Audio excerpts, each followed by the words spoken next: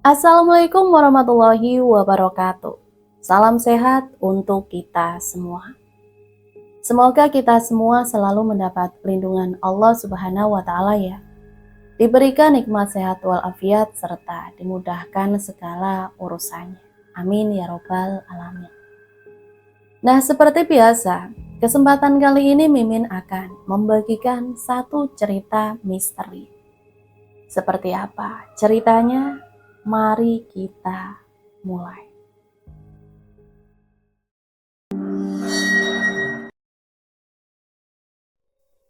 Pagi ini dingin sekali. Ingin rasanya aku tidur kembali, memeluk guling, dan bermimpi lagi. Namun aku harus segera ke sekolah. Sebelumnya kenalkan, namaku Lala. Aku bersekolah di salah satu sekolah kota yang cukup banyak mitos di Provinsi Jawa Timur. Sebut saja sekolahku SMK Nusantara. Usiaku saat ini 16 tahun. Aku duduk di bangku kelas 3 SMK. Hobiku menari dan menyanyi. Karena itu di sekolah, aku sering mengisi acara saat diadakan pensi. Aku mempunyai teman sebangku bernama Eci. Temanku ini sangat imut, berbeda denganku yang agak tomboy. Meski hanya penampilannya saja, tapi hatiku tidak tomboy. Hai Lala, kamu udah ngerjain tugas bahasa Indonesia belum? Udah dong, kenapa Ci? Mau nyontek ya? Enak aja. Aku kemarin tahu dari petugas perpus, kita sebentar lagi mau praktek kerja loh. Semoga kita bisa satu tim ya nanti. Oh gitu, semoga deh. Kalaupun nggak satu tempat, kita tetap komunikasi kan Ci? Ya udah, ayo masuk. Udah mau bel nih. Di dalam kelas udah pada rame banget. Lalu Bu Nurul datang dan memberikan kertas yang berisi nama tim praktek kerja dan juga surat yang harus ditandatangani oleh orang tua. Lala melongo melihat nama-nama tim yang akan satu tempat dengannya. Tidak ada nama Eci, tapi ada Sari, teman yang biasa menjemput dia ke sekolah akhir-akhir ini. Eci, kita nggak satu tim nih. Kamu di kantor mana prakteknya? Aku dapat tempat yang dekat dari rumahku, bahkan lebih dekat daripada ke sekolah. Senengnya bisa irit BBM. Jam istirahat sudah berbunyi, sementara siswi mendengarkan pengumuman dari ruang guru. Selamat datang anak-anak. Dikarenakan hari Senin siswa-siswi kelas 3 akan mengadakan praktek kerja. Harap semuanya berkumpul di lapangan sekarang untuk mendengarkan beberapa pembekalan dari kepala sekolah dan mengenalkan guru pendamping kalian. Sar, ke lapangan sekarang yuk, milih tempat yang agak sejuk biar nggak kepanasan. Setelah semua berkumpul dan pembekalan selesai, aku menemui teman yang lain sesuai kertas yang dibagikan oleh Bu Nurul tadi pagi. Meskipun beda jurusan, aku banyak mengenal teman-temanku, meski hanya sekedar bertegur sapa biasa. Kita semua sepakat besok sampai di lokasi jam 7 supaya tidak terlambat. Karena jam masuk kantor tempat kami praktek adalah jam 7:30. Setelah kesepakatan direstui, aku ke kantin bersama Sari. Sar, kamu besok berangkat sama siapa? Mungkin bawa motor sendiri lah, kenapa? Enggak sih, kukira diantar orang tuamu. Aku juga berangkat sendiri besok. Kamu tahu sendiri kan? Aku dari dulu mana pernah ditemani orang tuaku. Daftar sekolah aja berangkat sendiri, bayar sendiri. Sabar aja, kamu itu dilatih mandiri. Tapi kan kamu bisa lah. Sari mencoba memberikan ketenangan temannya itu. Tiba-tiba bel pulang sekolah berbunyi. Semua siswa dipulangkan lebih cepat karena semua guru akan mendatangi tempat praktek kerja sebelum kami semua mulai praktek hari Senin depan. Sesampainya di rumah, capeknya sekarang hari Sabtu, pengen pergi tapi sama siapa ya? Kalau aku ajak teman-teman segrup tari, sibuk gak ya? Gini nih, kalau lama ngejomblo. Tiba-tiba terdengar suara pintu. Lah, buka pintunya dong, mama mau masuk. Kamu Senin depan praktek di mana? Kok belum cerita sih? Masuk mah. Kamu capek ya? Sedikit mah, cuma lagi ngantuk aja. Lala di kantor pajak kabupaten, agak jauh sih dari rumah. Tapi mama jangan khawatir. Lala berani ke sana sendiri, meskipun belum hafal betul jalannya. Nanti Lala juga terbiasa mah. Ya udah, mama kan gak bisa ngantar. Adikmu kan masih SD, mama gak keburu ngantar kalian satu persatu. Pagi ini aku ingin sedikit bangun terlambat, tapi pasti mamaku ngomel kalau anak gadisnya bangun terlambat. Aku buka HP dan menemukan chat dari Eci, memberikan nomor HP teman dari pacarnya yang dibawa main ke sini semalam. Ternyata teman pacarnya Eci itu, dia memperkenalkan diri lewat chat di WA aku. Namanya Rama. Sebelum aku chat, dia sudah terlebih dulu memberiku pesan. Sungguh dia tahu kalau aku tak mungkin menghubunginya terlebih dulu. Ya kan aku cewek, malulah. Kami pun mulai akrab. Di saat hari Minggu aku tak kemana-mana, sibuk membalas chat Rama yang baru ku kenal ini. Dia asik sekali dan nyambung. Aku pun semakin merasa nyaman dengan dia. Dia mengirim beberapa fotonya. Aku pun juga mengirim beberapa fotoku. Rama nampak tertarik denganku. Entah karena aku seorang penari atau karena obrolan kami yang nyambung tadi. Semoga saja karena hati. Hari ini sudah Senin. Aku sampai di tempat praktek kerja pukul 7:05. Sari lebih dulu datang. Dia mengajakku sarapan di depan kantor karena ada warung nasi pecel di sana. Setelah jam masuk, pendamping membagi kelompok. Aku dengan Sari tentunya, karena pendamping memberikan bidang sesuai dengan jurusan kami. Lalah, ngelamun aja, HP kamu tuh bunyi. Iya Rama, ada apa? Nanti jam istirahatmu aku ke tempat praktek kamu ya, boleh kan?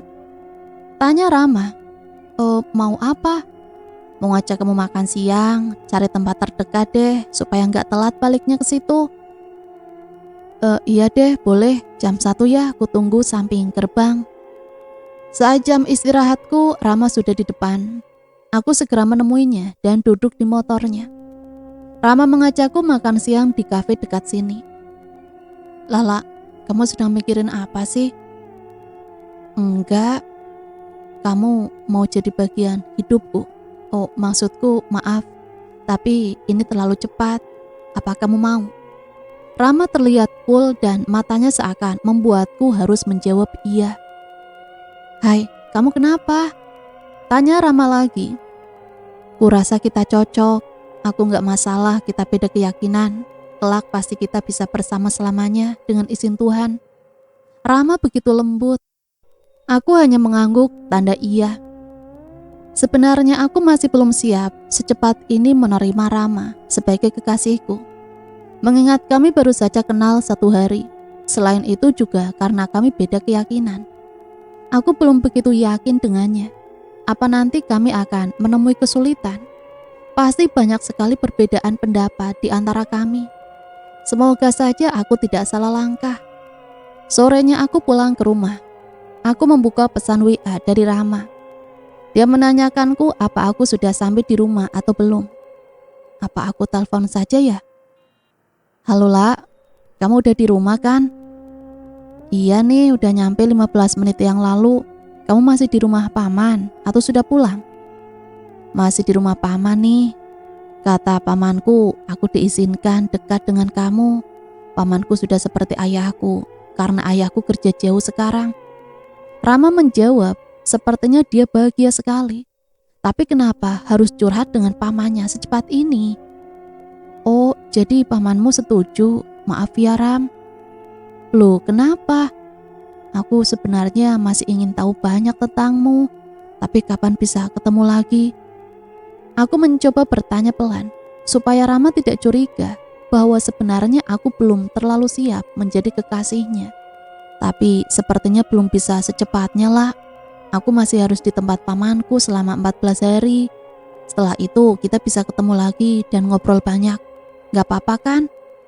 Rama sepertinya sibuk. Dia di sana ada kepentingan apa? Tapi aku gak bertanya. Iya, ya udah, aku tutup ya teleponnya. Sebentar lah. Sebelum itu jangan hubungi aku dulu ya selama 14 hari. Aku melupakan chargerku. Di sini sinyal juga lumayan sulit. Supaya kamu gak khawatir lah. Permintaan Rama begitu aneh. 14 hari. Baru saja dia menyatakan cintanya dan merebut hatiku yang sebenarnya ragu. Kini dia menambah rasa penasaran dan keraguanku. Sebenarnya ada kepentingan apa? Kenapa harus 14 hari? Iya, gak apa-apa. Hati-hati selama di sana, Ram. Kataku lalu kututup teleponku dengan Rama. Aku lelah sekali hari ini. Tapi Rama yang membuat pikiranku jadi tambah lelah. Kenapa aku dipertemukan secepat ini, lalu dia pamit menghilang? Sebenarnya apa maunya? Aku merebahkan diriku di atas ranjang, membayangkan tadi siang saat dia mengajakku makan di kafe. Sudahlah, aku bad mood sekali. 14 hari, sebal. Setelah 10 hari berlalu, aku dihampiri temanku di rumahku, teman satu kelasku selain Sari dan Eci. Aku memang dekat dengan siapa saja, tapi aku lebih dekat dengan Eci, Sari dan juga Ana. Kalau dengan Ayu, kami biasa saja. Ana dan juga Ayu sudah duduk santai di ruang tamu kecilku. Mamaku memberiku es buah dan juga keripik pisang. Kamu tumben kesini sama Ayu pula. Kenapa nih? Kata Sari kamu punya pacar, temannya Eci, namanya Rama. Iya, kamu kenal? Enggak, kata si Sari, Rama menghilang 14 hari. Aku sama Ayu kasihan sama kamu. Emang pacar kamu fotonya mana? Bagi tahu dong. Nih fotonya. Aku menyodorkan HP-ku dan memperlihatkan foto Rama. Memang, Ana dan Ayu ini teman sekelasku yang cukup bisa merasakan hawa negatif yang di luar nalar, terutama Ana. Jika Ayu, dia sering dirasuki, berbeda dengan Ana yang jiwanya kuat, meskipun bukan indigo, atau mungkin belum terbuka sempurna mata batinnya. Oh ini, ya kamu hati-hati aja deh, aku gak tahu kenapa ya, tapi dia sih baik, cuma saranku begitu. Ana nampak serius. Sebenarnya kenapa sih? Aku jadi takut. Mana gak bisa kontak-kontakan nih. Masih 4 hari lagi aku ketemu Rama.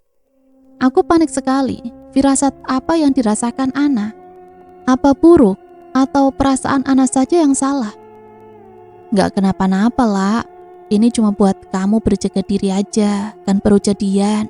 Masa sudah ditinggal menghilang dengan berpamitan 14 hari? Kenapa gak 1 hari aja coba? Ayu pun mulai berbicara, seperti ada yang disembunyikan dari nadanya bicara. Lalu apa solusinya? Aku masih ingin tahu banyak tentang Rama. Aku harus berpikir positif. Aku membela Rama, meskipun sebenarnya perasaanku sendiri kacau. Aku masih bingung, kenapa dengan 14 hari? Kenapa di rumah pamannya? Ada apa dengan semua ini? Sudahlah, jangan kamu pikirkan. Yang penting berdoa buat kebaikan kekasih barumu itu. Ana tersenyum. Aku kemudian mengangguk pasrah. Sepertinya senyuman Ana berat. Entah kenapa Ana dan Ayu sampai ke rumahku setelah Sari menceritakan jika aku punya kekasih baru. Tidak mungkin jika hanya sekedar ingin tahu. Pasti mereka berdua tahu sesuatu. Atau mungkin mengenal Rama. Teman-temanku sudah pulang, aku langsung masuk ke kamarku. Melihat HP ternyata ada pesan dari Rama. Dia bilang aku tidak usah mengkhawatirkannya. Juga supaya aku tak mendengarkan orang lain jika ada yang membuatku ragu. Lalu Rama juga berpesan supaya aku menjaga hatiku. Karena 4 hari lagi kami akan bertemu. Ketika aku membalas pesan Rama, nomornya sudah tidak bisa dihubungi lagi. Ya sudahlah. Mungkin sinyal di sana hilang lagi. Pagi harinya aku percepat sarapanku dan segera bergegas berangkat. Hari ini aku dijemput Sari.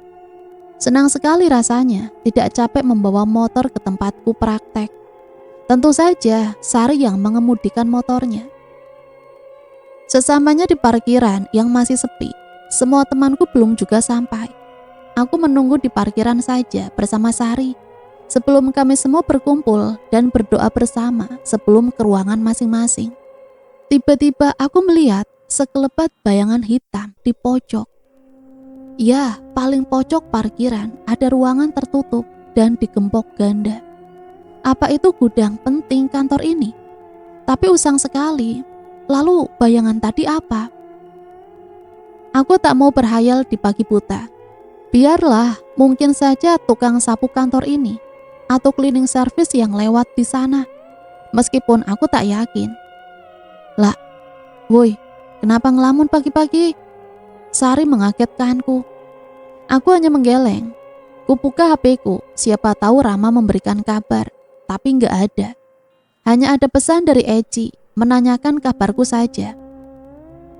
Ketika semua temanku datang, kami semua berdoa dan menuju ruang masing-masing. Hari ini tugas kami tidak ada. Kami hanya disuruh menata berkas di laci dan membawa sebagian lagi ke bagian pemeriksaan untuk ditandatangani. Aku dan Sari berjalan melewati lorong, karena ruangan yang biasa kami lewati menuju ruang bagian pemeriksaan sedang banyak staf yang sibuk dan banyak kertas yang ditata. Daripada mengganggu, aku dan Sari melewati lorong saja. Lampu lorong ini cukup remang-remang. Kenapa tidak diganti dengan yang terang saja? Aku dan Sari takut melewati ruangan ini. Aku merasa diikuti seseorang. Setelah kami berdua menyerahkan berkas, kami kembali ke ruangan kami lagi. Tapi kami tak lagi lewat lorong gelap itu. Sepertinya lorong itu ruangan rahasia. Mungkin pintu di samping kanan kirinya untuk menyimpan berkas penting dan untuk rapat. Hari ini sungguh aku tak bersemangat. Tak ingat ini sudah hari keberapa Rama tak ada kabar. Rasanya aku merasa lelah dan ingin melupakannya saja. Tiba-tiba dia menelponku. "Selamat malam Lala, aku Rama, maaf ya membuatmu menunggu." Rama yang memulai obrolan ini. "Rama, beneran ini kamu?" "Iya, besok bisa kan kita ketemu sepulangmu dari tempat kerja. Aku mau ngajak kamu jalan-jalan, makan malam berdua, kamu mau gak?" Ajakan Rama membuatku terkejut. Benarkah sudah 14 hari? Aku tak menyadarinya. "Makan malam? Kamu jemput aku di rumah kan?" "Iya dong, aku sudah tahu rumahmu dari Dilah, pacarnya si Eci. Gimana?" "Iya deh, besok aku tunggu ya." Hari ini aku merasa Rama benar-benar kembali. Tapi hatiku terus merasakan bahwa dekat dengannya bisa membuatku terkena hal buruk. Apa omongan Ana dan Ayu benar? Ya Tuhan, semoga ini hanyalah sekedar firasat. Semoga tak ada hal buruk. Aku yakin Rama baik, tak mungkin ada niat buruk kepadaku. Nafasku terengah-engah, entah di mana aku berada sekarang ini. Aku takut sekali, tempat apa ini? Sepertinya aku pernah ke tempat ini, tapi di mana? Aku terus berlari sampai menemukan sebuah gubuk tua di balik pohon bambu yang rimbun. Ya, sepertinya aku benar-benar pernah ke sini. Aku pun melangkah memasuki halaman gubuk tua itu. "Permisi, Assalamualaikum. Maaf, apa ada orang di dalam sana?" Tak ada jawaban sama sekali. Ku ketuk pintu yang sudah reot ini, tapi tetap saja tidak ada jawaban. Aku takut, juga penasaran. Sebenarnya tempat apa ini? Aku harus membuka pintunya segera. Pintu sudah terbuka. Aku menengok ke sana ke sini. Hanya ada bilik tak berpintu. Mungkin itu kamar tidur. Lalu siapa pemilik rumah tua ini? Tiba-tiba ada yang mengagetkanku dari belakang. "Waalaikumsalam, Nak." Kakek tua yang sangat tinggi, namun kurus sekali. Siapa? Tanyaku terbata-bata. Kakek itu tersenyum dengan lembut sambil berjalan ke arahku. Aku pun mundur karena takut. "Jangan takut, Nak. Kamu memang belum mengenalku. Aku kakek buyutmu.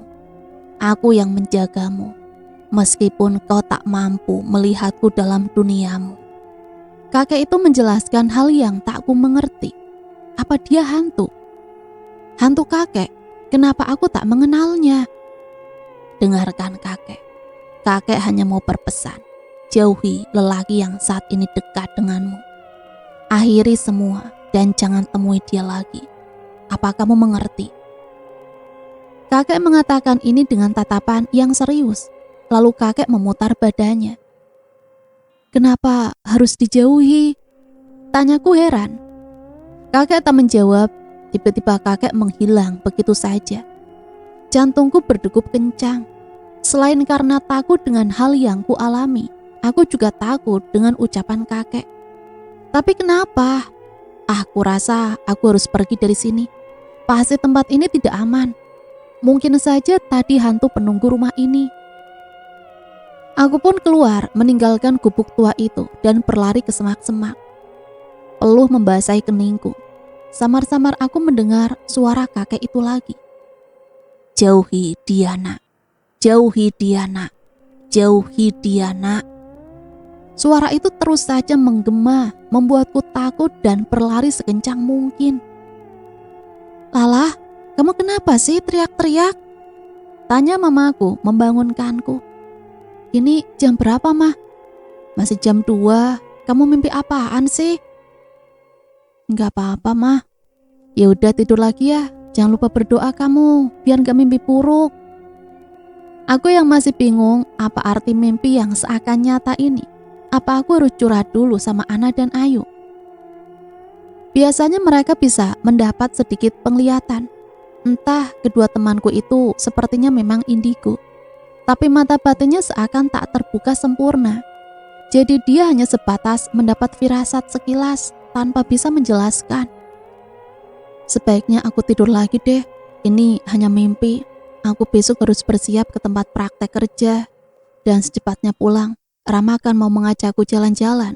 Aku tak boleh jadi panda karena gak tidur semalaman. Ku tarik selimutku dan berdoa. Lalu aku terlelap kembali. Hari ini mendung. Sepertinya aku harus segera bergegas berangkat supaya tak kehujanan di jalan. Di kantor tempat praktek. Akhirnya aku sampai juga. Untung saja tidak hujan. Sebenarnya aku masih terbayang kakek semalam yang dimimpiku. Kalau dia kakekku, setidaknya papaku menceritakan sesuatu padaku jika ada sosok yang melindungiku. Tapi kan tidak pernah cerita, mungkin hanya kembang tidur. Jangan begitu percaya ah. Hari ini tak ada tugas berat dari Pak Edi. Aku santai sekali dari pagi hingga sore hari. Kini saatnya aku pulang dan harus segera bersiap. Sebentar lagi Rama pasti menjemputku di rumah. Aku bergegas mengambil motor di parkiran dan segera pulang. Saat sampai di lampu merah, tiba-tiba ada pengemis tua menghampiriku. Aku pun memberikannya sebungkus roti dan air mineral. Karena aku ribet harus mengambil dompetku di dalam jok motor. Kakek itu bungkuk, jadi pandangannya menunjuk ke bawah. "Maaf kek, saya ada roti dan air, ini untuk kakek." "Terima kasih nak. Oh ya, sebaiknya kamu hati-hati." Kakek itu berjalan menepi. Saat lampu sudah hijau, aku gas motorku dan menengok spion. Oh tidak, kakek itu sudah tidak ada. Bagaimana mungkin? Kemana perginya secepat itu? Bukannya dia bungkuk dan lemah. Apa aku berhalusinasi lagi karena memikirkan mimpi semalam? Sungguh ini di luar akal sehatku. Aku pun melupakan kejadian itu dan segera pulang ke rumah. Sesampainya aku di rumah, aku langsung ke kamarku, membawa handukku yang biru dan segera mandi. Setelah mandi, aku memakai baju warna putih dan celana jeans hitam semata kaki. Tak lupa aku berdandan senatural mungkin. Aku bukan tipe cewek feminim yang pakai dress atau rok. Begini lebih nyaman. Suara bel rumahku berbunyi. Aku harus segera membukanya. Tapi tunggu, bau apa ini? Melati? Bukannya aku tak punya bunga melati di halaman? Lalu bau ini dari mana? Aku segera membuka pintu rumahku. "Hai Lala," sapa Rama dengan senyuman yang lebar. "Hai, masuk dulu yuk." "Langsung aja ya, aku tunggu di kursi depan aja deh. Mama kamu mana?" "Mama masih jemput papa di stasiun. Tapi aku udah pamit kok, bentar ya mau ambil HP sama tasku." Aku segera ke kamar dan menghampiri Rama di depan. Kami pun pergi setelah mengunci pintu dan gerbang rumahku. Entah kemana Rama akan membawaku jalan-jalan.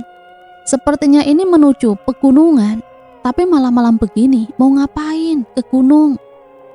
Selamat datang di kawasan wisata Goa Es.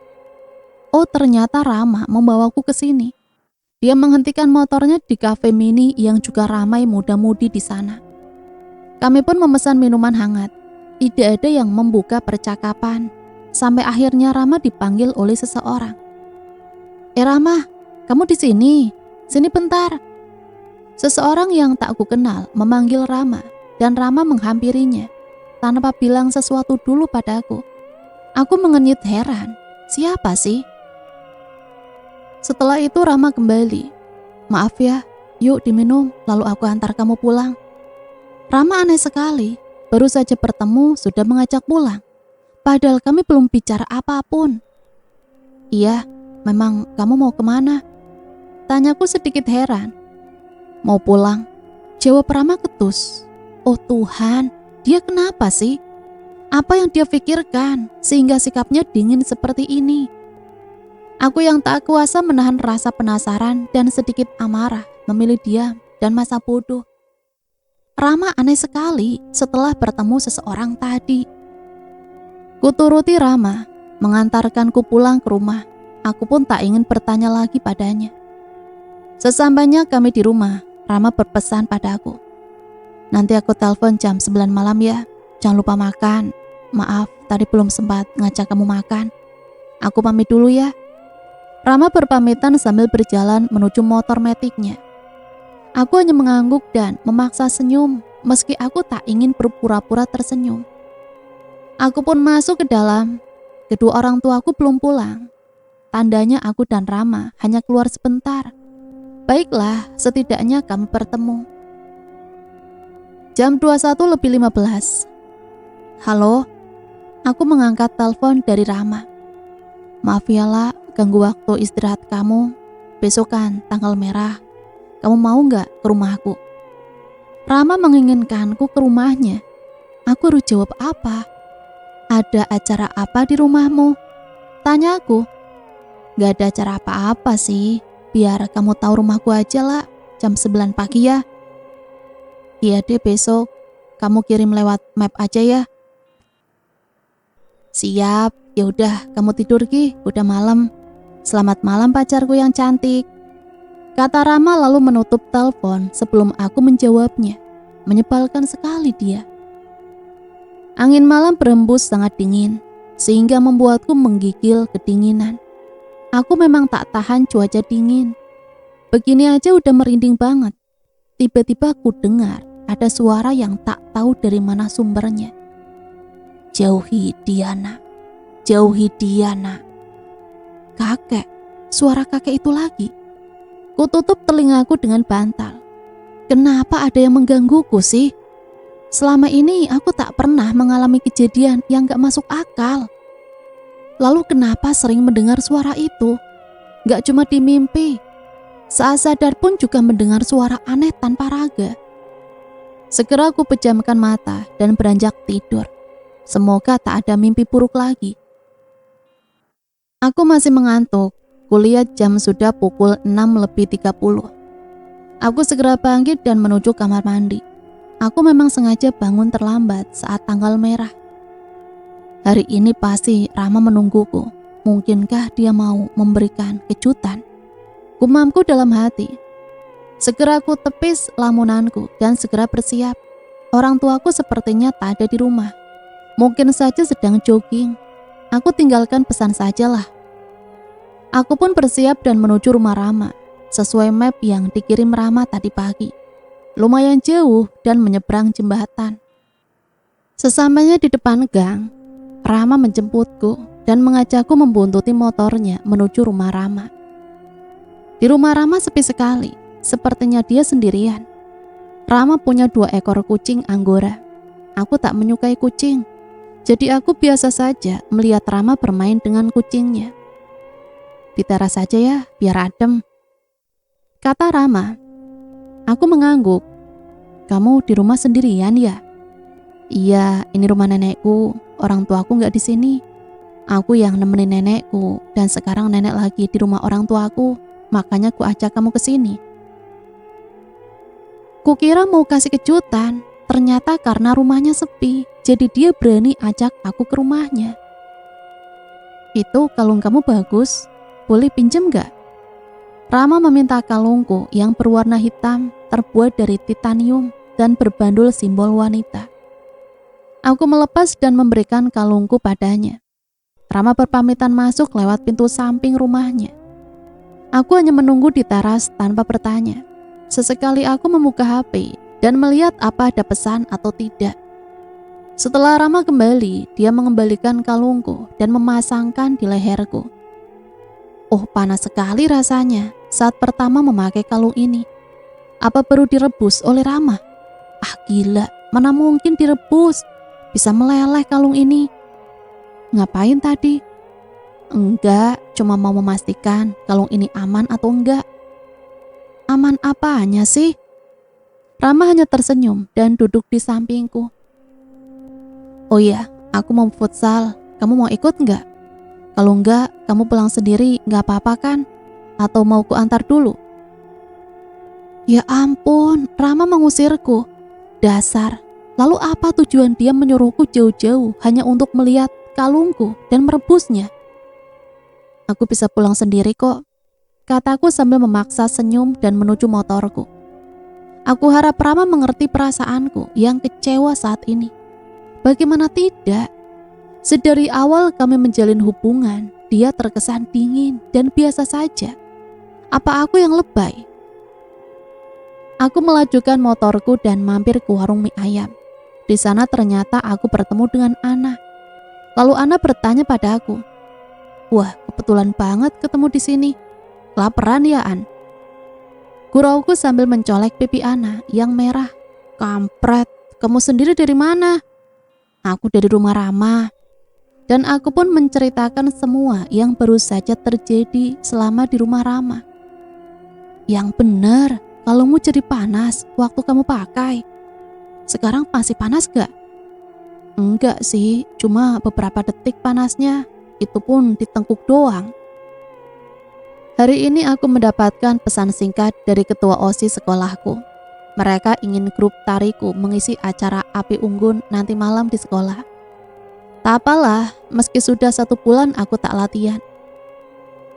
Aku segera bergegas ke kamar mandi dan bersiap berangkat ke kantor. Singkat cerita, malam ini aku perform di samping api unggun. Setelah grup kami selesai perform, aku dan teman-teman yang lain duduk bergerombol di timur api unggun.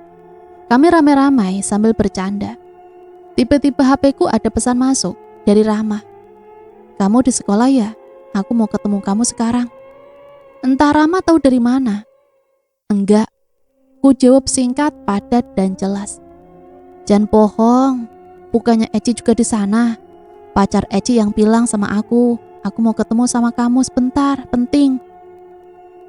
Rama terus saja memaksa aku. "Aku gak mau." Balasku singkat. "Pamanku benar-benar marah melihat kita di rumah nenek. Tolong temui aku sebentar, atau aku akan memaksa masuk ke dalam." Rama terus saja memaksa aku. Kulihat sekilas motor Rama di depan gerbang sekolahku. Sudut pandang Ana. "Ngapain sih Lala duduk sendirian di sana? Kita samperin aja yuk," ajak Ana pada Ayu. Bentar deh, itu ada anggota pramuka sekolah lain lagi di toilet yang angker. Aku kesana dulu deh, daripada entar mereka terganggu dan bikin masalah di acara ini," kata Ayu sambil melangkah menuju toilet di sebelah timur. Toilet itu memang tidak boleh digunakan di atas jam 18 karena penunggunya tidak suka. Sekolah ini memang ada penunggunya. Bukankah semua tempat begitu kan? Sesampainya di timur api unggun, Ana memegang pundak Lala, tapi Lala tak kunjung sadar maupun menoleh. Tatapannya kosong melihat HP yang tak menyala itu. Entah apa yang dilakukan Lala sendirian sedari tadi. Kenapa dia tidak gabung dengan teman-teman tarinya? "Lala, kamu kenapa sih? Sakit ya?" Lala tetap saja kosong, sampai tiba-tiba Ayu datang di hadapan Ana. Aku merasa gak enak nih, takut si Lala kenapa-napa setelah kejadian kemarin Jumat di rumah pacarnya, mantan, kata Ana pada Ayu. Terus gimana nih, di sini kan gak ada Ustadz. Kalau beneran dia kesurupan gimana? Soalnya dia kosong begitu, An. Lalu datanglah kakak alumni dari siswa yang tadi di toilet, namanya Mas Imam. Dia datang menemui Ana, Ayu, dan Lala yang masih menatap kosong dengan wajah pucatnya. Kenapa temanmu, Yuk? Mas, sepertinya dia kesurupan deh. Karena akhir-akhir ini dia ada masalah dengan seseorang yang menggunakan ilmu gaib. Tadi aku udah baca pesan di HP-nya, mantan pacarnya ngancam gitu. Bawa ke tempat yang sepi ya, supaya kalau benar-benar kesurupan gak pindah ke raga lainnya. Di antara kalian cari tempatnya Ki, di dalam kelas atau di ruangan mana yang bisa dipakai. Perintah Mas Imam serius. Belum sampai Mas Imam baca doa, Lala tiba-tiba memberontak dan nangis kencang-kencangnya. Angin berembus kencang. Ruangan kelas yang kipas anginnya mati terasa dingin sedingin ruangan AC. Sungguh dingin sekali. Ayu tertawa, memberontak. Suaranya lebih garang dari biasanya. Lalu dia menangis. Mungkin Lala asli yang menangis. Dan jin itu yang mengendalikan Lala, sehingga dia berteriak histeris. Setelah Mas Imam membaca doa, Ana dan Ayu memegangi masing-masing tangan Lala. Lala kepanasan dan berteriak kencang. Setelah itu Lala mulai lemas dan linglung menunduk ke bawah. Saat itu, Ana, Ayu, dan Mas Imam melihat wanita berbaju putih panjang dengan rambutnya yang tergerai sampai ke lantai. Ana ingat betul, dia sosok yang ada di rumah Rama saat itu. Apa ini ulah Paman Rama mengirim semua ini untuk Lala karena ketahuan bisa melihat hal gaib? Di sisi lain mereka juga melihat jin yang belum sempurna meninggalkan tubuh Lala. Jin berkepala babi. Jin yang terlihat menyeramkan mencoba mengganggu Mas Imam. Tapi jin itu sudah tidak lagi merasuki Lala. Sementara wanita berjubah putih berambut panjang alias kuntilanak itu, dia tidak merasuki Lala. Dia mengikuti Lala hanya untuk mengganggu teman Lala, yaitu Ana. Suasana semakin dingin mencekam. Suara-suara aneh mulai terdengar. Sepertinya sosok baju putih itu mendekati Ana, namun tak bisa merasuki Ana. Karena Ana sedang tidak kosong pikirannya dan dia terus berdoa. Mereka bertiga belum berhasil menyadarkan Lala sepenuhnya. Tiba-tiba ada yang melayang dari ujung utara menuju selatan. Tepatnya di timur jendela ruangan yang digunakan Lala dan teman-temannya saat ini. Ayu meliriknya. Sebenarnya mereka semua tahu, termasuk Lala juga mengetahui kedatangan benda melayang itu. Tunggu, dia berhenti tepat di pojok ruangan ini. Pocong, An, kata Ayu berbisik pada Ana. Ana mengangguk dan menyuruh Ayu tetap berdoa. Wajahnya yang hitam seperti terbakar. Matanya menyala merah. Lala sudah cukup sadar, meskipun belum bisa ditanyai. Ana memberikan minum yang telah diberikan doa oleh Mas Imam. Untung saja ada Mas Imam yang menolong menyadarkan Lala. Jika tidak, mungkin Lala bisa saja akan keluar sekolah dengan tatapan kosong untuk menemui Rama di depan gerbang. Rama sengaja menunggu sampai Lala keluar. Yuk, gimana kalau Lala kita bawa ke rumah kakakku aja? Sepertinya Lala harus dibersihkan segera supaya tidak didatangi lagi sama makhluk halus itu. Ayu mengangguk. Dia mau mengantar Ana dan Lala. Mereka pamitan pada Mas Imam dan membawa Lala pakai motor Ana. Ana yang membonceng, Lala di tengah dan Ayu memegangi di belakang. Ya, memang mereka berboncengan 3. Di rumah Mas Chandra. Mas Chandra adalah seorang pelatih bela diri. Badannya kekar dan tubuhnya tinggi. Usianya sekitar 40 tahun. Meski jarak usia Ana dan Mas Chandra jauh sekali, Ana memanggilnya Mas karena sudah seperti kakaknya. Dia sebenarnya pelatih Ana bela diri. Temanmu itu diganggu, kasihan sekali. Cantik begini kok wajahnya ketutup sama siluman babi. Orang yang bisa melihat dengan mata batin akan melihat temanmu ini setengah manusia, setengah babi. Jadi silumannya menghalangi dari depan. Iya, ini Mas bisa bantu keluarkan, tapi nggak bisa menjauhkan atau mengembalikan kepada yang ngirim. Dia akan mengikuti temanmu selama 40 hari. Dan selama itulah dia akan terlihat setengah manusia, setengah babi. Lalu gimana Mas? Ana pun ikut bingung. Dia takut temannya kosong lagi pikirannya. Dan jin itu merasuki Lala lagi. Gak apa-apaan, dia hanya menutupi wajahnya supaya dijauhi laki-laki yang menyukainya kelak. Tidak akan mencelakai temanmu lagi. Ana mengangguk tanpa mengerti. Ini hanya 40 hari. Lalu Mas Chandra menjelaskan lagi. Kamu juga kena dampaknya, An. Ada sosok wanita berbaju putih, rambut panjang mengikutimu. Kamu harus mengendalikan pikiranmu. Saat kamu tertawa dan saat marah, dia bisa saja mengambil alih tubuhmu. Tapi saat kamu biasa saja, dia hanya akan mengikutimu saja, An. Jelas Mas Chandra sambil menyuguhkan teh yang dibawa adiknya tadi. Malam ini Mas Chandra meminta kami menginap di sini untuk menemani Lala. Kami rasa tak apa karena kegiatan di sekolah pasti sudah selesai. Besok pagi saja kembali ke sekolah, mengambil motor Lala dan membuntutinya pulang untuk memastikan dia aman. Kami semua memutuskan tidur di depan TV.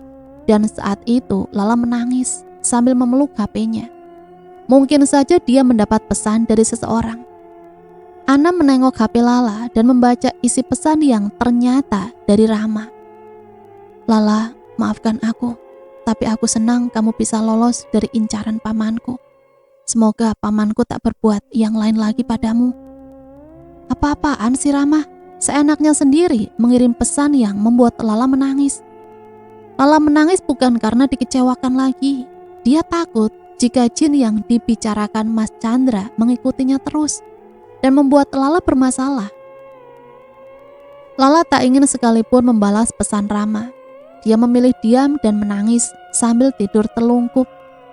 Meskipun saat ini Lala masih ingin Rama berubah, tapi semua mustahil. Hidup Rama dikelilingi aura jahat. Bagaimana jika pamannya mencelakai Lala? Jika dia tetap berhubungan dengan Rama? La, tidur yuk, kamu pasti capek. Jangan dipikirkan terus ya, kami selalu ada untukmu. Kata Ana menenangkan Lala. Paginya setelah selesai sarapan, Mas Chandra memberikan nasihat kepada mereka bertiga. Ayo duduk dulu di sini, Mas mau bicara sebentar sama kalian. Maaf sebelumnya menahan kalian sebentar ya. Mas cuma mau memberikan sedikit nasihat. Kalian harus selalu meminta perlindungan kepada Allah dan jangan kosongkan pikiran meski sedang menghadapi masalah. Lebih baik berwudu dan istighfar. Mbak Lala jangan khawatir, ini tidak akan lama. Meski nanti Mbak akan menemukan kejadian yang aneh.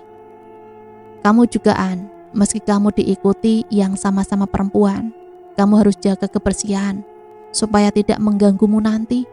Jangan memakai parfum melati ya. Kamu kan biasanya suka pakai. Makhluk itu suka bau melati. Kata Mas Chandra lagi. Ana mengangguk. Dan kamu Mbak Ayu, jangan sering melamun. Jiwamu kosong Mbak. Seandainya kemarin Mbak sedang tidak berdoa, mungkin saja jin itu akan berpindah padamu. Ayu juga mengangguk dan tersenyum malu. Baiklah, karena semua mengerti, ini yang terakhir ya Mbak. Setelah ini nanti kalian bertiga harus menuju rumah si pengirim untuk mengambil foto Mbak Lala yang sudah dikaitkan dengan boneka jerami milik paman temannya ini. Kalian harus membakarnya, karena jika dalam waktu 40 hari kalian tidak membakarnya, segel yang sementara saya buat untuk membuat mereka tidak merasuki kalian, segel itu akan hancur. Dan dengan mudah jin itu akan menguasai kalian lagi. Saya tidak bisa membantu banyak Mbak. Mas Chandra kemudian memberikan kertas yang berisi doa yang nantinya harus mereka baca sebelum mereka merusak jerami dan membakarnya, serta membawa foto Lala untuk kemudian disobek dan dibuang di aliran sungai perbatasan jembatan kota. Mereka semua mengerti. Lala yang ketakutan, dia menunduk. Haruskah ke rumah Paman Rama? Tapi dia tak mengetahuinya. Lalu dia menyuruh siapa yang akan membuntuti Rama ke rumah pamannya. Sepertinya ini harus difikirkan dahulu. Mereka tidak boleh ceroboh, atau mereka dalam bahaya besar. Jin Paman Rama sangat kuat. Mas Chandra hanya bisa mengeluarkan sementara, tidak bisa mengusirnya pergi. Mereka pun berpamitan untuk menuju ke sekolah, mengambil motor Lala dan mengantar Lala pulang sampai ke rumah. Kali ini mereka ingin naik mobil milik kakaknya Ayu, tapi yang mengemudi bukan di antara mereka, melainkan kakaknya Ana, Mas Ju. Mas Ju yang mendoakan kalung Lala sampai hancur. Mas Ju ingin menemani adiknya, karena ini sangat berbahaya jika adiknya berangkat tanpa dia. Mereka pun berangkat menuju pom bensin di sebelah selatan gang rumah Rama. Rama mengirim pesan lagi.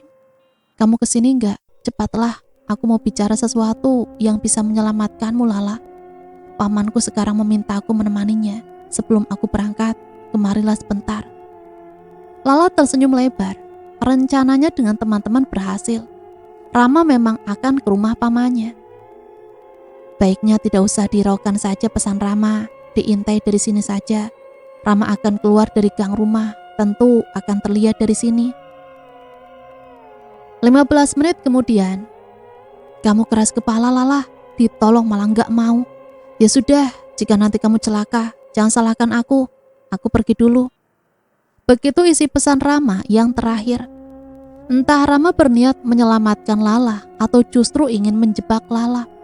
Sebaiknya tidak usah dipedulikan, biarkan Lala melakukan rencananya yang sudah disusun rapi dengan teman-temannya. 10 menit kemudian keluarlah motor Rama dari gang. Dia memakai jaket kulit warna hitam dan celana jeans hitam. Sepertinya dia menuju pom sebelum berangkat. Mereka semua menunduk supaya tak terlihat oleh Rama. Setelah Rama mengisi bensin, Rama menuju toilet. Lalu ada seorang kakek mengetuk kaca mobil kami. "Nah," Lala yang membuka kaca mobil di sebelah kanan. "Jika kamu mau selamat, bawa ini bersamamu." Kakek memberikan sebuah cincin titanium putih yang pas di jari manis Lala. "Kakek siapa? Untuk apa Lala harus memakai ini?" tanya Mas Ju. "Anak ini diincar dukun, Mas. Cincin ini akan melindunginya," ucap kakek sambil melangkah pergi. 3 jam perjalanan melewati lereng gunung paling timur kota ini, perbatasan dengan kota lain. Terlihat Rama berhenti di sebuah warung. Dia sepertinya membeli roti dan air untuk dimakannya. Karena tak bisa dilalui mobil, maka mobil Ayu dititipkan di rumah warga di tepi jalan. Warga setempat memperingati, jika di jalan setapak itu jarang sekali dijamah orang. Hanya orang tertentu saja yang bisa masuk dan kembali keluar dengan selamat. Karena dulunya banyak orang hilang, tak ditemukan jasadnya. Ya memang, ini daerah pegunungan. Tak asing lagi jika banyak kejadian seperti itu. Semoga saja tuntas sampai hari ini. Hari Minggu penuh dengan perjuangan. Mereka bertiga bersiap menggendong tas ransel yang sudah diisi pembekalan.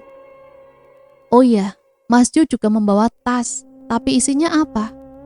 Pisau 4 buah, Al-Quran, kaca 4 buah, dan korek, garam, dan juga lotion anti nyamuk. Di tengah jalan kami beristirahat.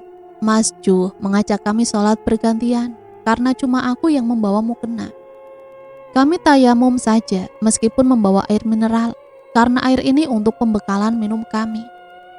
Setelah selesai sholat, semua yang mengawasi kami sudah hilang.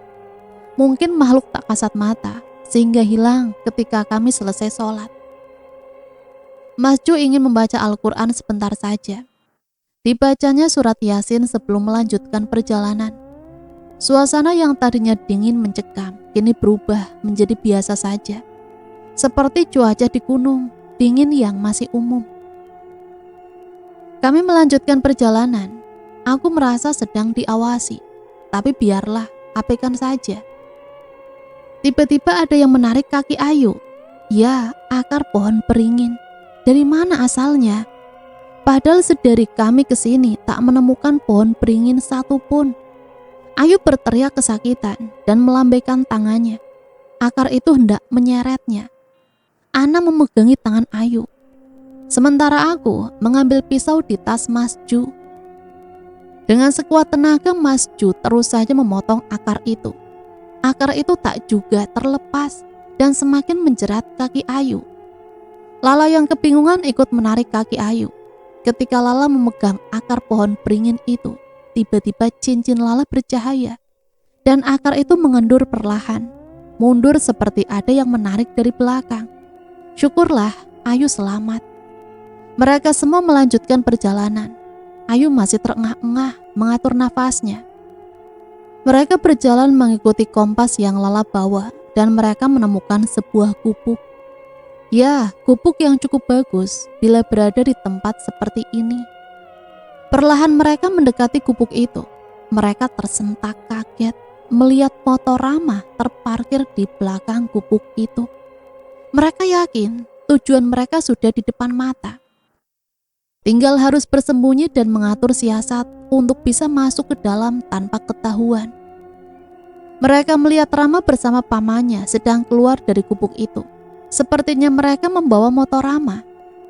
Dan ini kesempatan untuk mencari di mana jerami Lala disembunyikan. Kalau bisa, bakar sekalian sama gubuk jati ini. Setelah mereka beranjak pergi, segera mereka menyelinap masuk. Sial, pintunya dikunci. Harus lewat mana sekarang? Gimana ini Mas? Ada jalan lain gak? Bentar deh, aku lihat. Mana senternya? Sini An, pintu belakang tidak dikunci. Mereka berjalan ke arah sana. Ana, Lala, dan Ayu masuk untuk mencari jerami yang dimaksud Mas Chandra. Sedangkan Mas Ju berjaga di luar.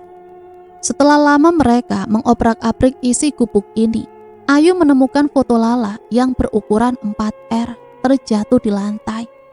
Sedangkan Ana tak melihat ada sesajen atau apapun. Di sini seperti gubuk biasa yang mungkin hanya digunakan untuk tempat beristirahat. Lalu di mana jeraminya? Mas, jeraminya nggak ada. Apa mungkin mereka tahu kalau kita kesini? Tenanglah, jangan panik. Kita sholat isya di sini saja ya, mumpung ada air. Kita memohon pada Gusti Allah supaya diberikan petunjuk. Setelah sholat seperti biasa, Mas Ju membaca surat Yasin terlebih dahulu di depan pintu belakang. Hawa semakin dingin saat Mas Ju membaca surat Yasin. Setelah selesai, ya begitulah, hawa menjadi biasa saja dan lebih terang. Tak ada ketegangan seperti tadi. Tiba-tiba cincin Lala bercahaya dan terlepas dari jarinya. Cincin itu melayang ke arah 100 meter dari gubuk ini. Cahaya cincin membawa mereka semua menuju pohon mangga yang tinggi dan rimbun. Di balik pohon itulah cincin itu berhenti dan melayang di atas seseorang yang sedang pingsan dengan diikat di pohon. Mulutnya disumpal kain, matanya ditutup dengan kain juga. Siapa dia? Coba deh kita ikuti kemana cincin itu. Mereka pun berhenti, mendapati cahaya yang berhenti di atas seorang yang tengah diikat. Awalnya mereka takut jika itu adalah jebakan. Kalau mereka orang yang juga tersesat, bahaya jika nggak ditolong. Setelah Mas Ju membuka penutup mata dan mulut, mereka terkaget melihat seseorang yang mereka kenal. Andi? Serempak Ayu dan Lala menyebut nama pemuda itu. Iya, namanya Andi. Salah satu adik kelas yang sempat diperingatkan Ayu ketika memakai toilet di sekolah mereka waktu acara persami lalu. Lala mengenalnya karena Andi juga seseorang yang menyukai musik band. Ayu mengenalnya karena Andi adalah anggota PMR yang diundang dalam acara itu. Dia pingsan, kita bangunin dulu Ki. Minyak anginnya mana? Beneran Andi, kepalanya bekas kena pukul. Lihat nih, mulutnya juga memar gini. Kasih P3K cepat. Setelah Andi sadar, dia merasa pusing sekali. Sesekali dia menebar pandangan yang masih kabur. Lalu ia kaget mendapati ada 3 cewek dan 1 cowok di depan mereka. Andi seperti ketakutan dia meminta dilepaskan dan ingin pergi dari tempat ini. "Lepas Mbak, Mbak Ayu kenapa ada di sini? Mbak Ayu sengaja mau mencelakaiku. Lepas Mbak, aku tahu salahku karena pakai toilet yang Mbak maksud. Tapi nggak gini juga lah Mbak." "Apa kamu bilang? Asal kamu tahu ya, kita di sini nemuin kamu tahu nggak? Kita lagi bantuin Lala nyari seseorang. Nggak sengaja lihat kamu, makanya kita samperin. Tolongin malah nyalain. Gimana kamu bisa kesini? Siapa yang ikat kamu?" "Jadi Mbak, setelah dari toilet itu aku izin ke depan sekolah buat ke toko beli kartu remi. Di sana ada cowok pakai motor metik lagi celingukan ngintip ke sekolah. Karena penasaran, aku tanya dia. Katanya sih lagi cari pacarnya, mau diajak beli makanan sebentar. Karena pacarnya nggak buka pesannya, dia pun ngajak aku buat beli makan. Nantinya dia titip dikasihin pacarnya. Sampai di perjalanan dia berhentiin motornya. Dan ada seseorang keluar dari mobil ngasih kami minum. Mas-mas itu kenal, lalu setelah aku minum, aku nggak tahu lagi. Bangun-bangun sudah di Gubuk Jati itu. Aku tanya mereka, aku malah dipukulin dan disekap Mbak." "Apa fotonya mas-mas itu ini?" Lala menyodorkan HP-nya. "Betul Mbak." Terus aku dengar lagi, dia sengaja bawa aku ke sini untuk dijadikan budak pamannya mas itu. Ya, dia memanggilnya paman karena pamannya di sini sendirian. Jadi minuman yang kamu minum itu dimantrai. Buktinya Rama bisa bawa kamu ke sini pakai motornya, iya kan?" "Rama? Mas itu namanya Rama?" "Iya, emangnya kamu belum tahu?" "Belum Mbak, pamannya cuma nyebut dia dengan sebutan Uwe gitu." Setelah itu mereka melanjutkan perjalanan. Sepanjang perjalanan mereka mencium bau kemenyan. Tidak salah lagi, pasti dari depan sana baunya. Di samping kanan kiri mereka hanya menjumpai pohon ketela. Jika saja mereka sedang tak buru-buru, mereka pasti membakar ketela ini untuk makan. Hingga kemudian mereka menjumpai 2 orang di sana sedang berbincang. Mereka Rama dan pamannya. Jadi di sini mereka berdua. Apa yang mereka lakukan? Samar-samar mereka menguping apa yang sedang dibicarakan Rama dengan pamannya. Rama seperti memegang sesuatu, namun apa? Tak terlihat sama sekali, mungkin sangat kecil apa yang dipegangnya. Sedangkan paman Rama memegang, itu bonekanya Mas," kata Lala terbata-bata. "Kamu kembali dulu, ambil ke gubuk, salah sendiri, kenapa ditinggal?" "Aku nggak berani paman, takut tersesat." "Ya sudah, kita barengan." Kemudian Rama naik motor dan pamannya langsung melajukan motor Rama. Lampu motor Rama memecah kegelapan. Lala bersama yang lain mendekati tempat yang baru saja ditinggalkan Rama. Mereka hanya mendapati kemenyan, bunga-bunga yang entah apa, ayam hitam dan jerami. Syukurlah Mas, sepertinya mereka belum memulai ritualnya. Pasti mereka mau berbuat jahat padaku. Mas Ju mengambil boneka jerami itu dan merusaknya. Mereka belum terlambat.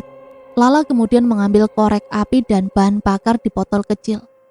Sebelum membakarnya, Lala berdoa kepada Allah, semoga ini semua berakhir sampai di sini dan mereka keluar dari tempat ini dengan selamat. Api melahap semua yang ada di sana, kecuali ayam hitam itu. Ayam itu sengaja dilepaskan begitu saja supaya tidak menjadi perantara kejahatan mereka. "Aku gak nyangka akan jadi seperti ini. Kamu harus kuat, La. Seandainya Mama ada di sini. Udah dong, La, kita semua sayang kamu kok, peduli sama kamu, jangan sedih ya. Meskipun Mama kamu jarang memperhatikanmu, masih ada kita kok." "Ya sudah, kita balik aja yuk, keburu mereka datang lagi." Mereka pun melanjutkan perjalanan menuju pulang. Di tengah semak-semak, Ayu terjatuh karena kakinya tersandung batu.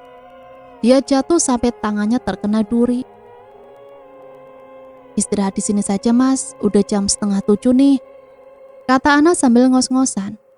"Ya sudah, kita makan sisa roti di sini aja dulu, nggak usah buru-buru." Saat mereka tengah asik makan, ada seorang anak lewat dengan bapaknya. Anak itu takut melihat Lala. "Pak, Bapak, itu loh ada mbak-mbak sama mas-mas makan.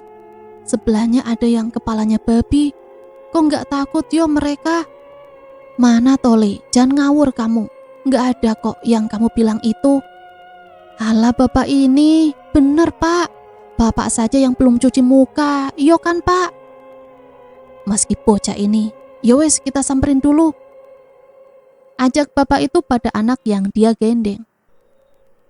"Permisi, kalian ini siapa dan dari mana toh?" "Maaf Pak, saya Lala dan ini semua teman saya. Andi, Ana, Ayu dan yang paling ujung itu kakaknya Ana, namanya Mas Ju." "Dari mana Mbak?" "Anu Pak, dari Jalan Setapak itu." "Loh, ngapain kok sampean semua ke sana? Tapi ini pada bisa balik lagi loh." "Iya Pak, ceritanya panjang. Saya Pak Agus, ini anak saya Tian. Tadi itu Tian melihat Mbak Lala ini katanya bukan manusia. Yo saya kaget, lawang cantik-cantik gini kok. Anak saya ngelantur sih, maaf yo Mbak." "Tidak apa-apa Pak. Kalian boleh mampir ke rumah Bapak loh, pasti pada lapar kan? Jangan sungkan, Bapak mau menolong kalian. Lagi pula di sini jauh warungnya." "Maaf Pak, merepotkan. Tapi kami sedang mencari kendaraan yang kami titipkan sebelum masuk ke Jalan Setapak itu. Tapi kami lupa harus turun atau naik ke atas ya." "Memangnya titip di rumah siapa Thomas?" "Ya Allah Pak, kami lupa bertanya saat itu. Karena buru-buru, tapi seingat saya rumahnya cat kuning. Halamannya luas dan ada banyak sekali bunga matahari di halaman sebelah kanan." "Ya sudah nanti saya antar, itu rumah Pak Budi. Dari sini masih ke atas 2 kilometer. Sepanjang perjalanan mereka merasa ada yang mengikuti. Bahkan terasa sangat dekat ada yang memperhatikan. Rumah warga sudah mereka lewati, sekitar 500 meter dari posisi mereka saat ini. Mana mungkin ada yang mengawasi. Mereka bertiga kebingungan dan mulai merinding. Lala yang pucat kemudian berlari kecil, pindah posisi di belakang Pak Agus. Ana yang menyadari dirinya paling belakang, dia juga lari menggendong Ayu yang berjalan di antara Lala dan Mas Ju. Sedangkan Andi tetap di belakang dengan Mas Ju sambil menyesap rokok. Akhirnya mereka tiba di rumah sesepuh. Lalu Pak Agus mengetuk pintu rumah Simbah, sesepuh desa. "Assalamualaikum." "Mbah, kulo Agus." Tiba-tiba pintu terbuka sendiri, perlahan. "Waalaikumsalam. Monggo, silahkan duduk." Setelah mereka semua duduk, masih belum ada yang berani memulai pembicaraan. "Mbah, mereka ini..." Belum selesai Pak Agus menjelaskan, Simbah mengangguk dengan tenangnya. "Nggak apa-apa Mbak, tidak mengganggu sampean lagi. Hanya mengikuti 40 hari saja. Tapi nggak bisa merasuki atau menjahili sampean. Yang diikuti kuntilanak ini yang harus waspada. Meski sampean ini bisa mengusirnya sendiri, tapi makhluk itu terlanjur suka dengan tubuh sampean Mbak. Saya bantu mengusirnya nggih. Tapi Mas yang paling muda ini jiwanya tersesat, masih tertinggal jauh. Siapa yang membawamu ke gubuk jati di Gambang? Apa sampean kenal?" Simbah berkata dan semua itu benar, kecuali Mbah mengatakan sesuatu tentang diri Andi. Pantas saja dia terlihat sering melamun. "Sebenarnya ada apa Mbah?" tanya Pak Agus serius. "Anak laki-laki itu sudah diikat jiwanya untuk dijadikan budak iblis. Dan tubuhnya akan dibiarkan mati. Maaf Yona, mereka ingin sampean mati dengan sendirinya dan membusuk di sana. Tapi teman-temanmu menolong tubuhmu.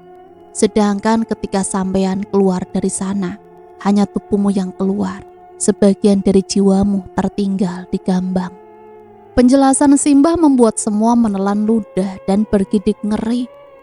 Bagaimana menyelamatkan si Andi ini, sedangkan mereka belum mengenal dekat, tapi sudah melibatkan Andi ke dalam masalah ini. "Maaf, apa bisa disembuhkan Mbah?" "Bisa Mbak, Mas ini harus sering sholat dan memohon kepada Gusti Allah. insya Allah bisa tertolong dan tidak menjadi semakin linglung. Satu lagi Mbak, dia tidak boleh pergi keluar kota ini sampai jiwanya benar-benar kembali. Jika tidak, dia mungkin saja bisa menjadi manusia yang tidak lagi waras. Jawab si Mbah itu. Semua tertegun. Andi hanya diam menunduk. Sedari keluar dari Gambang, memang Andi sering menunduk. Padahal waktu masih mencari jalan keluar, dia masih seperti biasanya. Perkenalkan, nama saya Mbah Karim. Kalian boleh kesini kapanpun kalian mau. Ini adalah tasbih untuk wirid. Mbak Ana bisa gunakan ini nggih. Nanti makhluk yang mengikuti Mbak Ana akan menjauh. Sedangkan Mbak Lala, makhluk yang mengikutimu sudah tidak bisa lagi merasukimu. Mbak Lala bisa berdoa kepada Allah supaya diberi kesabaran. Jika ada laki-laki bukan muhrim ingin mendekati sampean, terpaksa mereka akan menjauhi sampean dengan alasan tak logis. Ini hanya sementara Mbak, yang penting Mas Andi harus selamat dulu. Mbah Karim akhirnya memperkenalkan diri.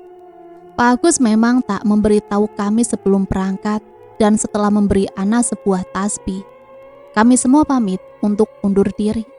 Hati-hati nak, selama perjalanan pulang kalian harus membaca sholawat terus nggih. Jangan berhenti sebelum keluar dari area pegunungan ini. Karena makhluk yang mengikuti kalian ini akan menyesatkan kalian dengan cara apapun, supaya kalian bisa kembali lagi ke Gambang nantinya. Singkat cerita, setelah Mas Ju mengantar Andi pulang, mereka bergegas ke rumah Ayu mengembalikan mobil Ayu. Mereka semua pulang ke rumah masing-masing setelah berpamitan dengan Ayu dan mamanya. Malam ini Lala tak bisa tidur. Dia masih mengingat rentetan kejadian yang menimpanya. Apalagi kejadian yang tak bisa dinalar, ikut menyeret teman-temannya. Ingin rasanya dia menghapus seluruh isi pesan dari Rama, termasuk foto yang dia kirimkan. Tapi Lala tahu, ini belum saatnya. Meski saat ini Lala tahu, ini semua pasti ada yang salah, dan dia belum mengetahui di mana kesalahan sesungguhnya. Sejauh ini Rama belum menghubunginya lagi. Tidak mungkin jika Rama dan pamannya tidak tahu jika Andi sudah lolos dan boneka jerami di tempat itu sudah sengaja dibakar. Lala tak ingin memikirkan itu semua. Dia pun mematikan handphonenya dan tak ingin ada siapapun yang mengganggu. Setelah beberapa saat, Lala mulai tertidur lelap. Pukul 2 dini hari. Lala meregangkan tubuhnya. Tiba-tiba dia mendengar suara seperti suara mamanya memanggil. Terdengar sangat dekat di telinga, namun di kamar tentu Lala sedang sendirian. Kamar mamanya berada di belakang, selisih satu ruangan, yaitu kamar adik Lala. Lala keluar kamar untuk mengecek. Lala berjalan mengendap-endap karena mencari sumber suara. Kenapa mamanya memanggil dia jam segini? Apa mungkin mau mengajak tahajud? Saat melewati kamar adiknya, tengkuk Lala terasa panas. Lala mempercepat langkahnya, mencari mamanya ke ruang sholat. Di seberang kamar adiknya, nihil, tak ada seorang pun di sana. Pasti salah denger nih, balik lagi aja lah. Saat dia membalikkan badan, tiba-tiba dia melihat makhluk wanita tepat di depan wajah Lala. Wajah hancur berlumuran darah. Itulah yang terakhir Lala lihat sebelum dia berteriak kemudian pingsan. Teriakan Lala seakan tak ada siapapun yang mendengarnya. Dia juga tak sadar jika tubuhnya dipindahkan oleh makhluk itu ke dapur. Makhluk itu menyeringai dengan jahat. Meski siluman yang mengikuti Lala tidak bisa memperdaya Lala, tapi makhluk wanita itu bisa membuat malam Lala tak tenang. Azan subuh berkumandang. Mama Lala menuju ke dapur untuk memasak nasi sebelum berwudu. Sesampainya Mama di dapur, beliau merasa tersandung. Mama Lala menunduk dan melihat betapa terkejutnya mendapati Lala tertidur di lantai dapur. Lala, kamu ngapain tidur di sini? Apa sih, Ma? Ya Allah, kenapa Lala tidur di sini sih? Bukannya apalah. Kamu ngelindur kok, ya pindah ke dapur sih. Iya kali mah, udah subuh ya?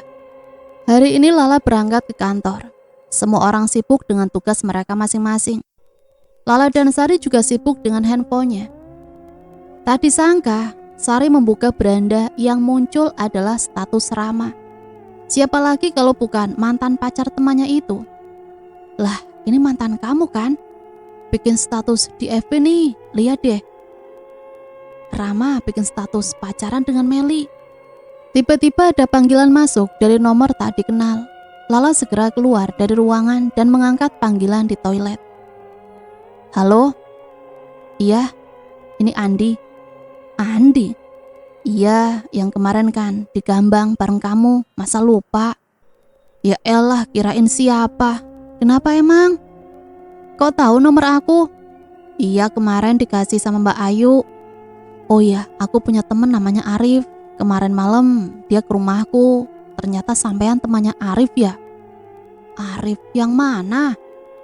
Kemarin Arif cerita sama aku. Katanya dia suka sampean, Mbak. Cuma dia belum berani ngajak sampean ketemu. Pas kemarin aku cerita kalau Mbak Lala habis kena teror gaib, Arif nangis gitu, Mbak. Masa sih? Ya elah, Mbak, bohong kan dosa. Katanya Arif juga udah sebulan lebih gak kontak sampean. Iya sih, pas aku mau praktek kerja, jadi chat terakhir lupa bales. Sampai sekarang ketindih. Kabarnya gimana? Coba sampean hubungi gitu loh. Percakapan dengan Andi di telepon berakhir. Lala merasa bersalah. Karena praktek kerja, dia melupakan seseorang yang sering mengirimi pesan dengan perhatian penuh. Aku pengen minta maaf sama Arif, tapi aku malu. Ntar malam aja lah aku chat dia.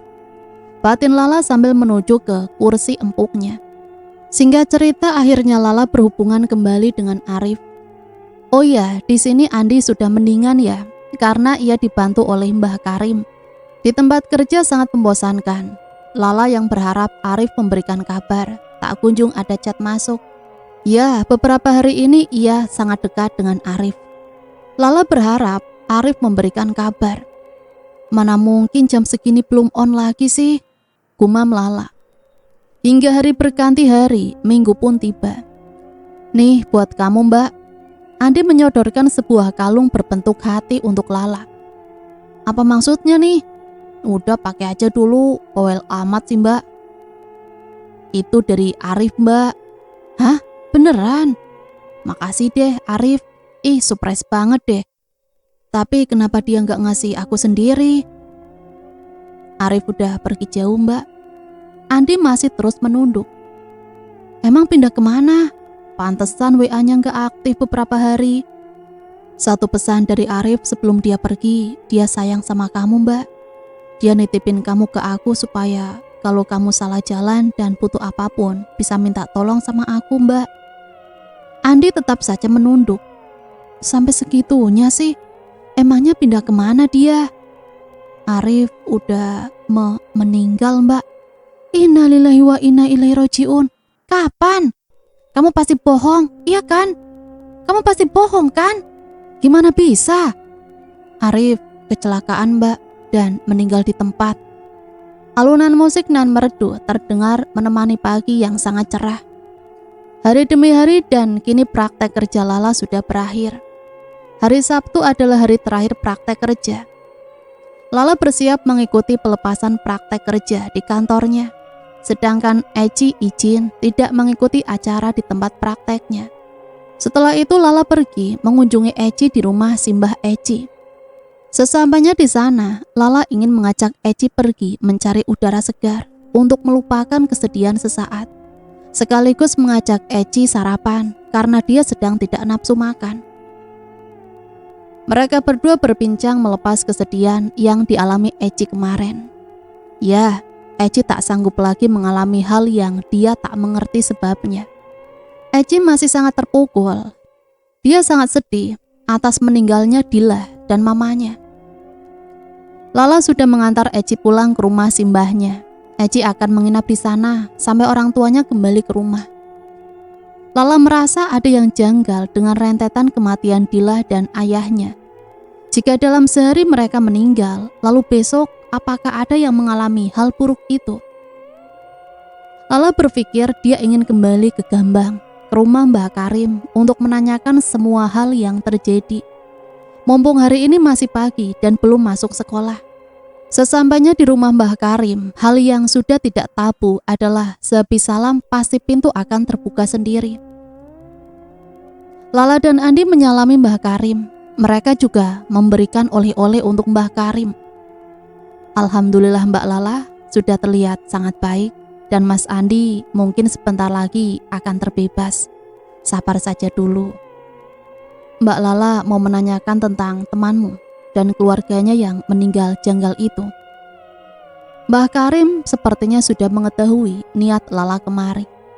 Andi yang diam kini seperti ingin mengetahui apa yang terjadi. Lala mengangguk mengiyakan pertanyaan Mbah Karim. Jadi begini Mbak, tanpa sengaja temanmu itu menjadi tumbal. Ini semua tanpa disengaja Mbak. Semua sudah terjadi Mbak. Sebelum temanmu meninggal, dia di rumahnya telah memakan roti yang dihidangkan di meja rumahnya. Kemudian mamanya juga ikut memakan roti tersebut. Mereka berdua menghabiskannya, yang sebenarnya roti itu sedang ditunggui jin dari sang pengirim untuk membunuh tumbal melalui media roti itu. Kata Mbah Karim menjelaskan, tidak sengaja memakan roti yang sudah ditunggui jin. Jadi roti itu siapa yang membawa ke rumah? Dan sebenarnya untuk siapa roti itu? Mbak, ada penyesalan dari seseorang yang telah membawa benda itu ke dalam rumah dan menyebabkan meninggalnya 2 orang tersebut. Namun Mbak tidak mau mendahului untuk tahu siapa pelakunya.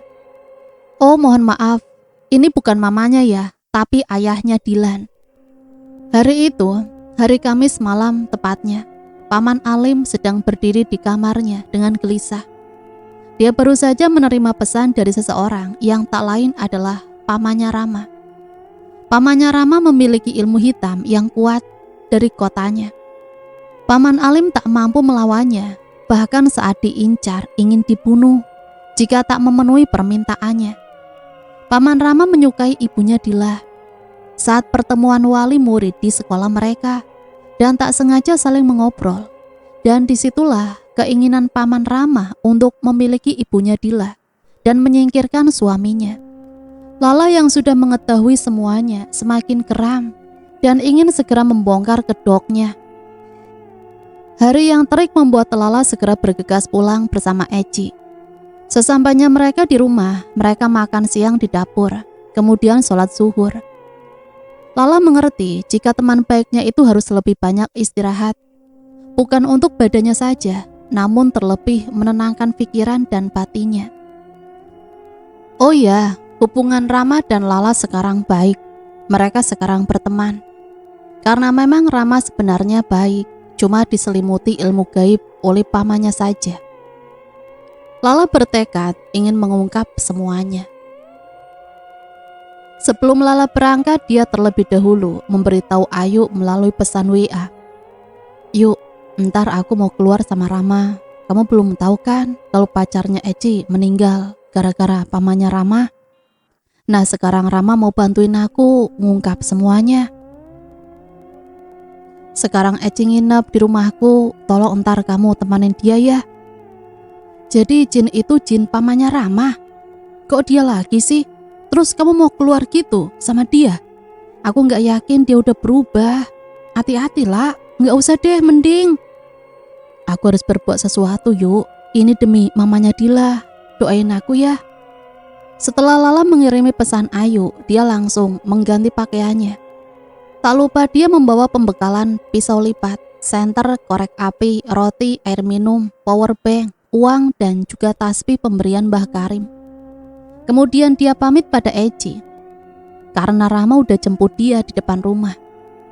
Mereka berdua segera bergegas ke Gambang. Sebenarnya Lala sudah tahu, tapi dia pura-pura tidak tahu tentang desa itu. Ram, kemana emang? Jauh nggak? Nggak jauh banget kok. Sesampainya mereka di Gambang, Lala sekilas melihat Pak Agus dan Tian. Namun Lala memilih bersembunyi di punggung Rama. supaya Pak Agus tak mengenalinya dan membuat Rama curiga. Namun Lala melihat jika Tian menyadari keberadaannya dan lapor pada bapaknya. Sekilas Lala tahu sebelum dia memasuki area hutan perbatasan desa yang ada di gapuranya itu.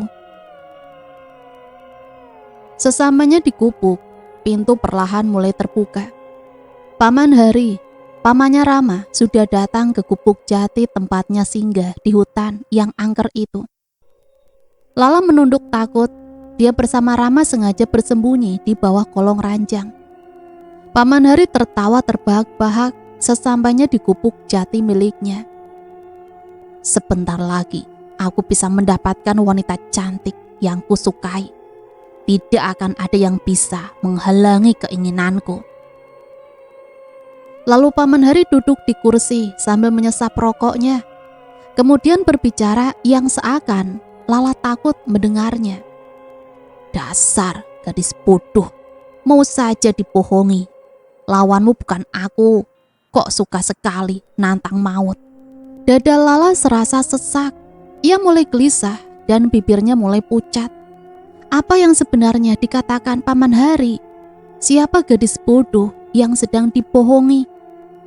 Apa Paman Hari tahu jika Rama merencanakan sesuatu? Apa Paman Hari sengaja mengadu domba Rama dengan Lala? Ataukah Rama memang berada di pihak pamannya dan sedang berbohong untuk bisa membawa Lala kemari? Meskipun Lala gelisah, namun saat ini Rama sedang menggenggam erat tangan Lala. Dia yakin jika Paman Hari sengaja mengadu domba mereka. Hai bocah, keluar sendiri atau saya tarik keluar. Lala semakin takut. Dia hanya bisa berdoa kepada Allah. Saat ini hanya Allah dan Rama yang bisa menolongnya, mengungkap kejahatan Paman Hari dan menggagalkan pernikahan dengan mamanya Dila, Bu Indah. Tiba-tiba suasana menjadi hening. Hanya ada bau busuk di sekitar Lala, sampai Lala tak tahan dan pusing. Lalu kemana Paman Hari pergi tanpa suara? Lala membisiki Rama jika dia ingin keluar dari bawah persembunyiannya itu. Rama pun mengangguk setuju. Lala mengambil oksigen sebanyak-banyaknya di luar gubuk. Dadanya engap saat bersembunyi. Apalagi ada bau yang sangat busuk. Di saat Lala sedang di depan pintu, dia dipanggil Rama dari samping gubuk. Lala mencari sumber suara Rama, namun Lala tak menemukannya. Lala terpaksa sedikit berteriak memanggil Rama, namun Rama tak membalasnya. Ya Allah, gimana nih? Rama kemana sih? Lagi takut gini malah dia ngilang entah kemana. Tiba-tiba ada bayangan mendekati Lala. Tanpa dia sadari, bayangan itu membekap mulut Lala dengan sapu tangan yang diberi bius sehingga Lala terhuyung pingsan. Hingga 30 menit kemudian, Lala tersadar dalam keadaan terikat di tiang penyangga rumah. Namun untung saja mulutnya tak disumpal kain. Tolong, lepasin! Tolong! Lala sadar jika dia berteriak dan memberontak saat teriak, maka dia akan kehabisan tenaganya. Dia memutuskan tidur sampai ada seseorang masuk di dalam gubuk. Malam sudah semakin larut, terdengar suara seseorang dari balik dinding gubuk. Seseorang itu masuk ke dalam gubuk dan melepas ikatan tangan Lala. Aku akan mulai ritual untuk mantra memikat nyonya cantik, indah calon istriku. Tolong awasi anak ini. Ada saatnya sendiri dia akan kujadikan tumbal jin pengikutku. Tidak akan kubiarkan. Paman Hari sudah mulai membacakan mantra. Rama belum terlihat sampai sejauh ini. Kemana sih Rama? Lala berhasil melepaskan ikatan di tangannya. Dia kemudian membuka rangselnya untuk mengambil air minum. Setelah meneguknya, Lala mengambil korek api. Namun Lala lupa tak membawa bahan bakar. Lala teringat jika dulu dia meninggalkan sisa bawaannya di dekat sini. Dia pun menemukan sisa minyak tanah. Tanpa pikir panjang, Lala melangkah. Langkahnya tertahan ketika ia melihat ada pocong. Matanya merah menyala. Kafan yang sudah lusuh dan wajah yang menghitam. Lala takut sekali. Ada sekitar 5 pocong menatapnya tajam. Lala sempat ingin mundur, namun bulu kuduknya meremang. Lala coba menoleh, dia serentak kaget. Di depannya ada hantu perempuan yang ada di rumah Rama sedang menatapnya datar. Lala bergidik ngeri, kemudian dia mencoba bicara dengan makhluk wanita itu. Tolong, biarkan saya menghancurkan ritual ini. Tolong, jangan ganggu saya. Makhluk wanita itu tahu dia tak bisa merasuki tubuh Lala, karena saat ini Lala membawa tasbih dari sesepuh desa ini. Makhluk itu menghilang menjadi kepulan asap putih, sedangkan pocong masih menatap tajam ke arah Lala. Dia tak peduli ada mereka semua. Lala tetap maju dan menyiram minyak tanah di depan sesajen, kemudian melemparkan korek api hingga api mulai membesar. Paman Hari tak menyadari karena dia telah fokus membaca mantra. Paman Hari membuka matanya dan seketika marah. Dia berdiri dengan menenteng keris yang dia bawa. Dia berteriak keras seperti kesetanan. Kemudian Lala lari sekencang mungkin mencari jalan keluar. Satu-satunya jalan yang dia ingat adalah melewati kebun singkong. Paman Hari menyadari gadis itu cerdas. Dalam situasi genting, dia bisa mendapatkan jalan keluar tanpa harus menembus portal dimensi yang dia buat agar tak bisa keluar dengan selamat. "Lah, kamu gak apa-apa? Ini Rama," kata seseorang, ternyata Rama. "Ram, syukurlah. Kamu dari mana aja?" Ceritanya panjang. "Ayo ikut aku." "Ayolah, jangan lama-lama." Rama memaksa Lala dan menarik tangannya. Lala tak bisa menolak lagi karena dia sangat lelah. Sesampainya di sana, memang benar Paman Hari menunggu mereka dengan tertawa jahat. "Apa maksudmu, Ram?" "Apa? Kamu pikir untuk apa aku bawa kamu ke sini?" teriak Rama dengan jahat. "Jadi kamu..." "Ya, aku tetaplah Rama, bukan orang lain. Aku tetap sama sampai kapanpun. Aku tak ingin nyawaku melayang hanya demi kamu, ngerti?" Paman Hari mengambil kerisnya dan ingin menusukkan kerisnya ke arah Lala supaya tidak ada pengganggu yang ingin menggagalkan rencananya menikahi Indah. "Ya Allah, jika aku harus berakhir di sini, aku ikhlas. Dilah, maafin aku nggak bisa bantu kamu. Mama, maafin Lala, belum bisa bahagiain Mama. Eci, Ayu, Ana, Andi, maaf." Tiba-tiba, Lala membuka matanya. Dia melihat seorang anak kecil sedang memandanginya. "Tian, kenapa kamu di sini?" Tian tak menghiraukan Lala. Dengan beraninya dia melawan Paman Hari dengan mendorong Lala dan mengarahkan keris ke paha Paman Hari.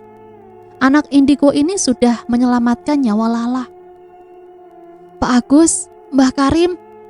Lala juga menemukan mereka ada di hutan ini. Nak Tian yang memberitahu bapaknya dan Pak Agus meminta tolong pada saya. Untung saja semua belum terlambat, Nak. Rama berlari ke arah pamannya yang kesakitan. "Nak, izinkan Mbah mengurung mereka di sini, supaya tidak bisa kembali menyakiti siapapun dan berbuat jahat lagi." "Lalu nasib mereka bagaimana, Mbah? Kasihan Rama, Mbah. Dia diperdaya pamannya saja. Sebenarnya dia baik, Mbah." "Baiklah, Mbah akan melepaskan anak itu dan membersihkan pikiran jahatnya. Untuk dukun ini, dia akan terkurung di sini sampai ajal menjemputnya. Di sini banyak bahan makanan. Dia bisa hidup jika bertobat. Jika dia tidak bertobat, maka selamanya akan terkurung dan dihantui rasa bersalah." Jelas Mbah Karim pada mereka. Kemudian Mbah Karim berdoa. Terlihat lingkaran cahaya putih menyebar dan Mbah Karim mengajak mereka semua pergi. Hingga tinggallah Paman Hari seorang diri, terkurung dalam dunia dan gubuknya bersama makhluk halus pengikutnya. Sementara Rama berdiri mematung dengan wajah penuh penyesalan. Dan cerita selesai sampai di sini. Semoga cerita ini bisa menemani hari-hari teman-teman semua ya. Dan semoga ada pembelajaran yang bisa kita ambil dari cerita ini. Sampai di sini Mimin pamit undur diri. Mohon maaf apabila banyak salah kata. Matur nuwun, wassalamualaikum warahmatullahi wabarakatuh.